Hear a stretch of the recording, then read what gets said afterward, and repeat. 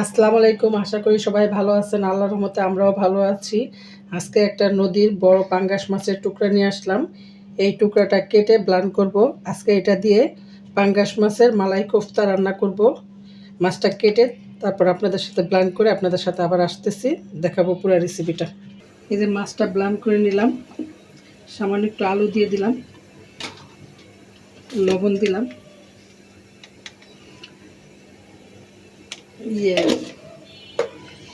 পরিমাণ মতো লবণ দিবেন, হলুদ, মরিচ,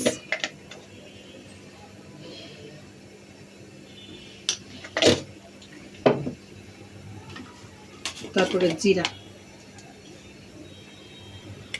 এখন আমি সবগুলো মেখে নিব। আমি যখন ব্লান্ড করছি তখন মাছগুলির মধ্যে আমি কাঁচামরিচ দিয়ে দিচ্ছি, আপনারাও দিয়ে নেবেন।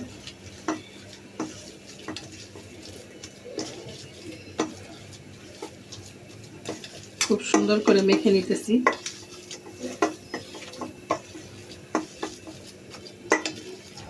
আপনাদের যদি মন চায় আপনারা ডিমও দিতে পারেন, কিন্তু আমি দিব না, আমি ডিম দিব না। আমি এভাবেই ভাজবো এবং অল্প তেলে ভাজবো। এটা কড়াইতে তেল দিয়ে দিলাম। আগুনটা আমি আগেই ধরাই দিছিলাম চুলায়।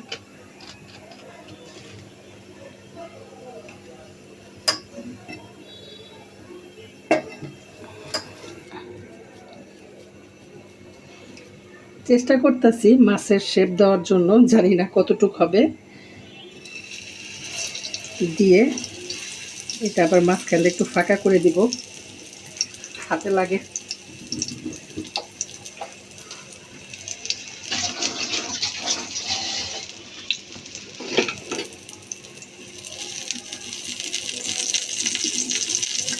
করে দিলাম। এভাবে সবগুলো বানিয়ে নিতেছি।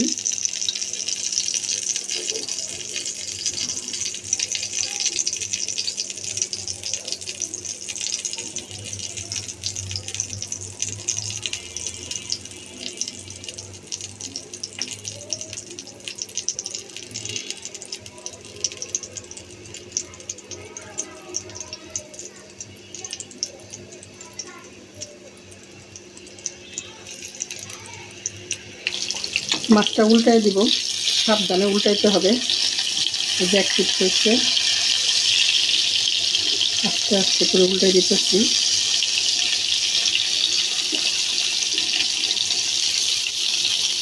মাশাআল্লাহ, দেখেন অনেক সুন্দর হচ্ছে। এটা আমি পরে দিচ্ছি, এটা হয় নাই, একটু পরে উল্টাবো। মাছগুলি ভাজা হয়ে গেছে একদম লাল লাল করে। এখন এগুলো সব উঠাই নিতেছি এক একে।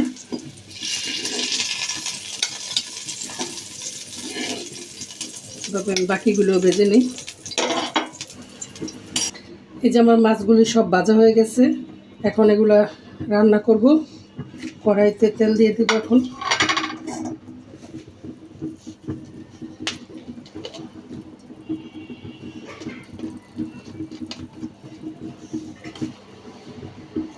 পেঁয়াজ ব্লেন্ড করে নিয়েছি, ওইটা দিয়ে দিতেছি। সাথে একটা টমেটো দিয়েছি।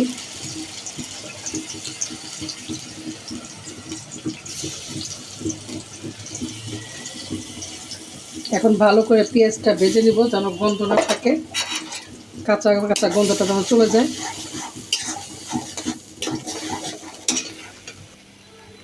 আদা রসুনের পেস্ট দিয়ে দেব, লবণ দিব। লবণটা পরিমাণ একটু কম দিব, কারণ মাছে দিছি, যদি বেশি হয়ে যায় এর জন্য। হলুদ দিব না, একটু সামান্য একটু মরিচ দিব। এখন এগুলো একটু ভেজে নেব ভালো করে, কাঁচা কাঁচা গন্ধটা যেন চলে যায়। আমার মশলাটা কষানো হয়ে গেছে। এখন আমি মাছগুলো একে একে দিয়ে দিব।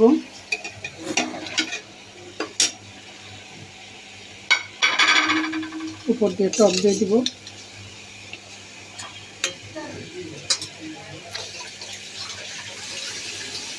এবং পানি দিয়ে দিব। এটার মধ্যে রান্না হয়ে যাবে।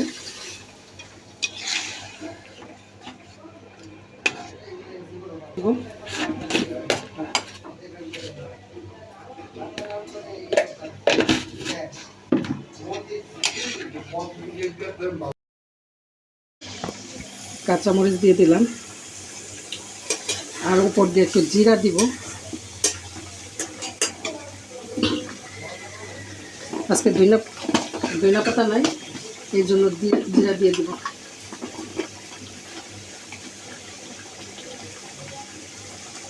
ইলেকশনের কারণে সব দোকানপাট বন্ধ।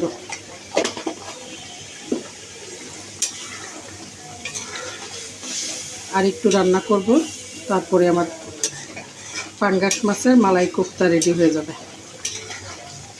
এই যে দেখেন, আমার পাঙ্গাস মাছের মালাই কোফতা হয়ে গেছে। আপনাদের কাছে কেমন লাগলো? আপনারা বাসায় বানায় খাবেন এবং আমাকে কমেন্ট করে জানাবেন। আল্লাহ হাফেজ, আসসালামু আলাইকুম।